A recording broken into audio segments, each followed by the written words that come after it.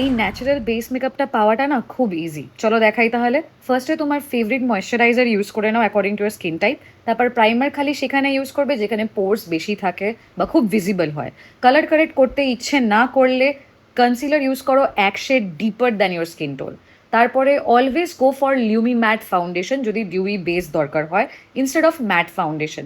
আগে অ্যাপ্লাই করবে আর ব্যাক অফ দ্য হ্যান্ডে নেবে, আস্তে আস্তে অ্যাপ্লাই করবে যাতে কেকি না লাগে আর এই সিম্পল ফিনিশটা আসে। This is not a filter, তুমি দেখতেই পারলে। রিমেনিংটা ফোরহেড, নেক আর ইয়ারে লাগাতে ভুলবে না। তারপর তোমার ক্রিম ব্লাশ ইউজ করো। ক্রিম ব্লাশটা যেরকম খুশি ইউজ করো, জাস্ট অল্প করে নেবে, আস্তে আস্তে বিল্ড করবে, তবে ওই জোকার লাইক ফেসটা আসবে না।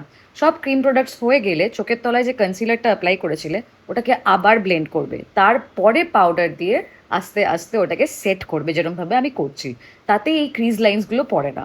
তারপর তুমি পাউডার ব্লাশ ইউজ করতে পারো বা স্কিপ করতে পারো, বাট হাইলাইটার অল্প একটু দিলে না এই শাইনটা থাকতে হেল্প করে। লাস্টে বিউটি ব্লেন্ডার দিয়ে সবটা আরেকবার ব্লেন্ড করে নেবে বিফোর অ্যাপ্লাইং ইয়োর সেটিংস। ব্যাস ডান, তোমার ন্যাচারাল বেস মেকআপ রেডি। এতটাই ইজি ছিল। এবার নিজেও প্র্যাকটিস করো আর কমেন্ট করে দিও যদি লিঙ্ক লাগে।